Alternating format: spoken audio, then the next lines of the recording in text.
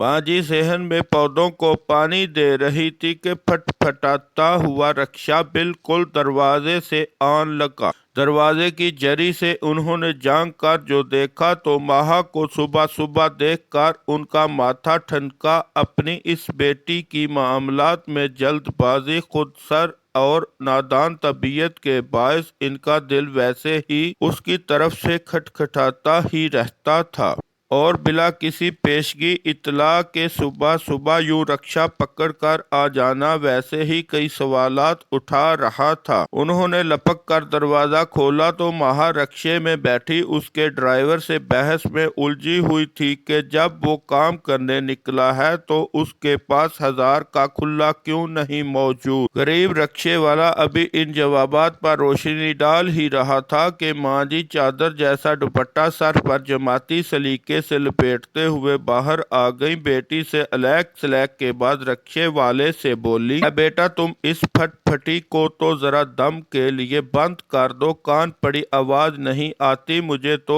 और बेटा जरा देर ये दरवाजे के साथ वाली बेंच पर बैठ जाओ, जब तक चाय पी लो तब तक मुलाजम करीबी दुकान से खुले पैसे ले आता है। ये कहकर उन्होंने फौरन ही मुलाजम के हाथों इससे नाश्ते की ट्रे भिजवा दी। उससे पहले के माह घर में मौजूद बावज और छोटे भतीजे से मिलने मिलाने में वक्त लगाती माँ जी इसका हाथ थामे साथ वाली बैठक में इसे घसीट लाए और हैरान होकर पूछा, सब खैरियत तो है मेरी बच्ची, इस तरह कैसे आ गई। माँ ने जवाबन बहुत ही फातिहाना अंदाज में इनकी तरफ देखते हुए बताया, मेरी नंदों का तो अपने ससुराल में दिल ही नहीं लगता। बेबी बाजी के बेटे को आज छुट्टी थी तो झट हमारे घर आ गई। मुझे तो ऐसे आग लगी बगैर किसी से कुछ कहे रक्षा पकड़ा और इधर आग। उसके जवाब से माँ जी को ये तो बखूबी अंदाजा हो ही रहा था कि आग लगना किसे कहते हैं। उन्होंने काफी सख्त लहजे में उससे पूछा, तुम्हारी नंद तुम्हारे घर आ गई तो तुम उठकर यहाँ चली आई बगैर ये सोचे कि तुम्हारी आमद पर यही बाहर खड़ा रक्षा पकड़ कर तुम्हारी भाव अपनी माँ के घर चली जाए तो तुमको कैसा लगे। घर है या ताश के पत्तों का गिरौंदा के एक को जरा धक्का लगा तो आखिर तब सब गिरते चले गए। कभी जिंदगी में अपनी माँ को मेहमान से ऐसा बर्ताव करते हुए देखा है। याद रखना मेहमान की तकरीम इसकी इज्जत ईमान का हिस्सा है। फोन और ड्रामों से ध्यान बटे तो ईमान को समझो ना तुम। कुछ देर उसके इस अमल से पैदा हो जाने वाले हालात की ऊंच नीच समझाती रही। जब देखा कि बेटी को बात समझ आ गई है तो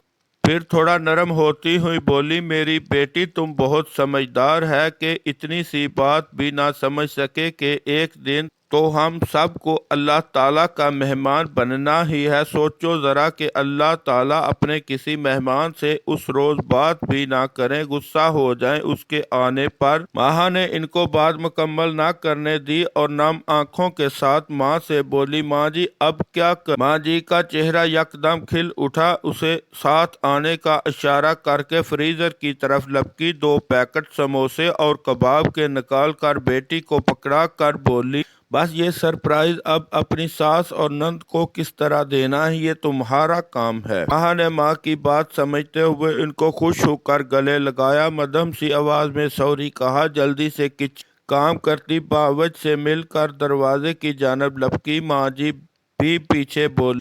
रक्षे वाला प्लेट में चिमटा हुआ जाम चाटने में मसरूफ था। उन्हें देखकर कुछ खुफगी और कुछ शुक्रगुजार लहजे में बोला, अम्मा देर करा दी, अब सवारी भी मिलेगी कि नहीं। पाहा ने कहा है सवारी जहां से लिया था वहीं वापस अभी जाना है। रक्षे वाले ने ये सुनते ही जबरदस्ती से रक्षे में बैठकर लीवर खींच डाला। अल्लाह ताला के ढेरों शुक्र के साथ उसकी हिफाजत में अपनी निगाहों से दूर होती बेटी को देते हुए माँ जी घर का दरवाजा बंद करते हुए मुस्कुरा रही थी कि रक्षे की फट फट उन्हें जिंदगी भर कभी इतनी सरीली ना लगी थी जितनी इस दम लग रही।